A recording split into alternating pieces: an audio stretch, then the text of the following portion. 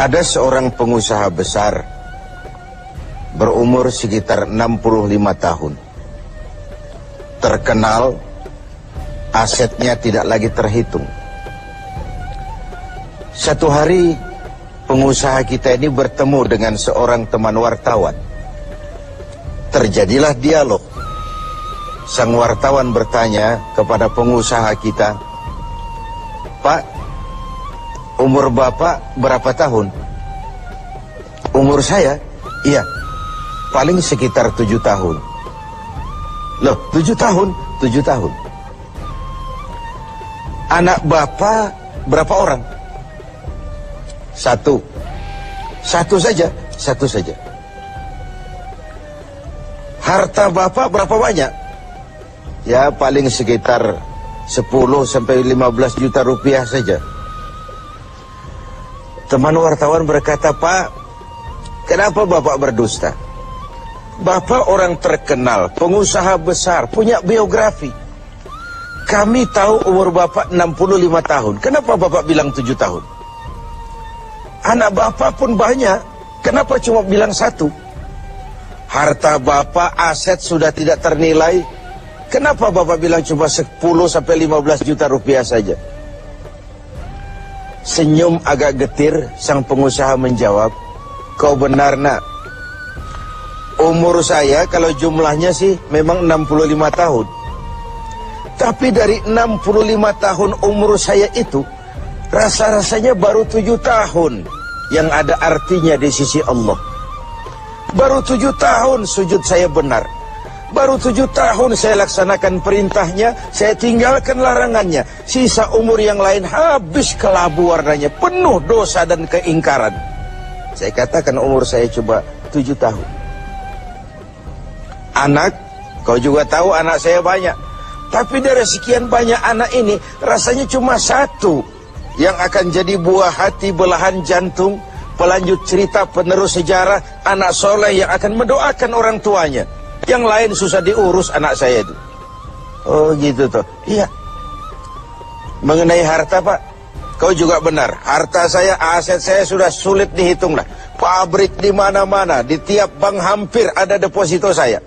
Tapi dari sekian banyak harta itu yang saya ingat, baru sekitar 10-15 juta yang saya belanjakan di jalan Allah. Saya sumbangkan masjid, saya bantu pesantren, saya bantu yatim piatu.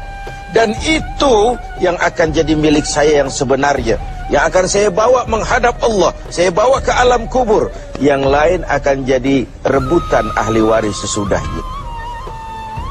Jangan-jangan orang tua tadi adalah kita-kita ini. Jangan-jangan kita-kita ini adalah orang tua tadi. Tapi yang pasti, jangan sampailah kita seperti orang tua tadi itu. Dari sekian banyak umur yang diberikan, berapa yang punya nilai di sisi Allah? Dari sekian banyak anak titipan Allah kepada kita, berapa yang akan jadi anak soleh, buah hati, belahan jantung, pelanjut cerita, penerus sejarah? Dan dari sekian banyak harta kita, berapa yang sudah kita belanjakan di jalan Allah, yang artinya akan jadi milik kita yang sebenarnya? Banyak ketidakadilan yang terlepas dari pengadilan dunia. Sering orang-orang yang berbuat kebaikan tidak mendapat perlakuan yang pantas di dunia ini. Sering kehidupan jadi rancu. Yang benar dikhianati, pengkhianat dibenarkan. Yang tuntunan dijadikan tontonan, yang tontonan malah dijadikan tuntunan. Untunglah ada akhirat. Bukan sekedar melepas diri dari ketidakberadayaan kita menghadapi sistem, tapi cermin bahwa tidak satu ketidakadilan yang bagaimanapun kecilnya yang terlepas dari pengadilan dunia akan terlepas juga di pengadilan akhirat nanti. Inilah keadilan. Karena itu pada jumpa kali ini saya ingin menyampaikan sebuah hadis tentang apa yang harus kita pertanggungjawabkan di hadapan Qadhi Rabbul Jalil nanti.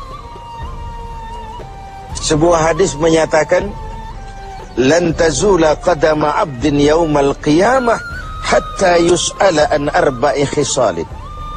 Besok di hari kiamat tidak akan bergeser telapak kaki seorang hamba sebelum ia dimintakan tanggung jawab terlebih dahulu tentang 4 persoalan. Apa yang 4 itu? Pertama, an umrihi fima afnahu. Umur yang diberikan kepadanya akan dimintakan tanggung jawab kelak. Di mana umur itu dihabiskan? Diberikan umur 30 tahun ke 40 tahun, 50 sampai 70, 100 bahkan. Sejak kita akil balik sampai ajal datang merenggut nyawa, di mana umur itu dihabiskan? Kita sering main-main, padahal waktu berjalan terus. Kita sering lalai dan lupa, padahal malaikat maut tidak pernah lalai dan lupa. Seorang Nabi Yakub alaihissalam, seketika akan ajal, beliau menanyakan, kalau saya ajal kenapa tidak diberitahu lebih dahulu? Kata malaikat maut, sudah diberitahu.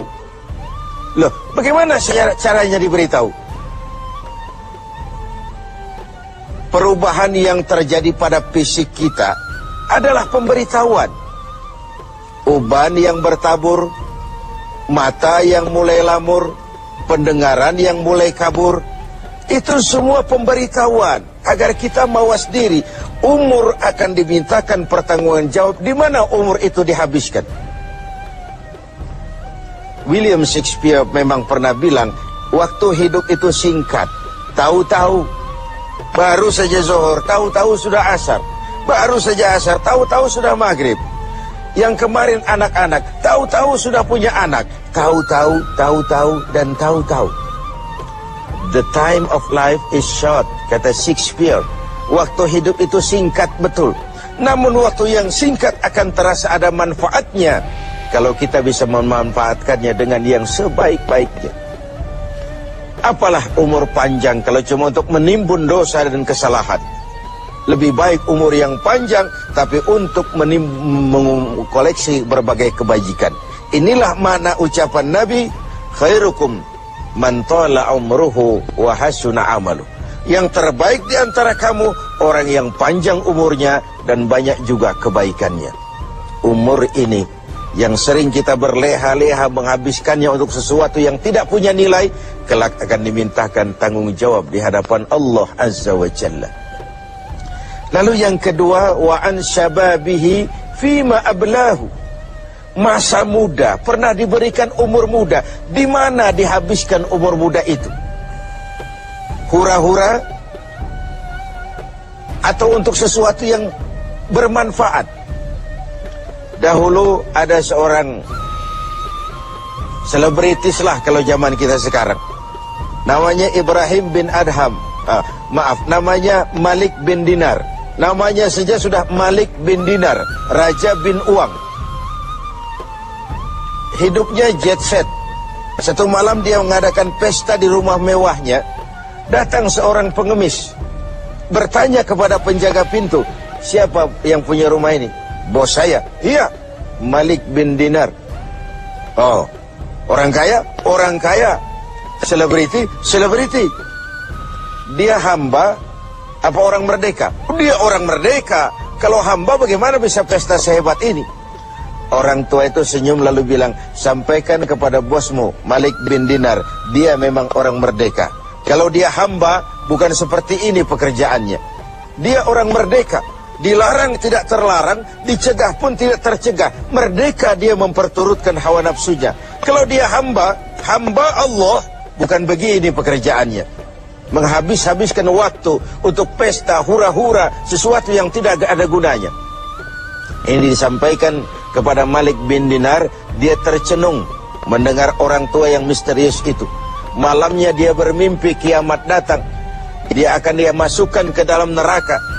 Karena itulah lalu dia bertobat dan kemudian menjadi ahli sufi yang terkenal, Malik bin Dinar. Masa muda akan dimintakan tanggung jawab. Yang ketiga, wa an ilmihi maza amilabi. Ilmu yang dimilikinya, kemana ilmu itu diamalkan? Untuk mencerdaskan orang atau untuk membodohi orang yang memang sudah bodoh? Untuk membimbing umat atau menyesatkan orang lain? Agar hamba menjadi hamba Allah atau agar orang menghambakan dia? Ilmu akan dimintakan pertanggungan jawab. Yang terakhir, wa an malihi min aina iktasabahu wa fima anfaqahu. Kita akan dimintakan tanggung jawab tentang harta kita. Dari mana harta itu didapat dan kemana harta itu dibelanjakan. Perhatikan yang terakhir ini. Tentang ilmu, pertanyaan akhirat cuma satu. Ilmumu kau amalkan untuk apa? Tentang umur, pertanyaan akhirat pun satu. Umurmu kau habiskan di mana? Tentang masa muda, pertanyaan akhirat juga satu. Masa mudamu kau gunakan buat apa? Tapi khusus tentang harta, pengadilan akhirat bertanya dua. Hartamu kau dapat dari mana dan kau belanjakan kemana? Dari mananya dan kemananya? Kadang didapat dari cara yang benar, tapi dibelanjakan untuk yang tidak benar. Atau bisa juga didapat dari cara yang tidak benar, dibelanjakan kepada jalan yang benar. Itu pun tidak mungkin kedua-duanya. Pemirsa TV7 yang berbahagia, mudah-mudahan kita tidak bernasib seperti orang tua pengusaha di awal pertemuan kita ini. Semoga kita menjadi orang yang bisa mempertanggungjawabkan baik umur, masa muda, ilmu pengetahuan, dan harta yang dititipkan Allah kepada kita. Tidak satu pun yang akan luput dari pengadilan.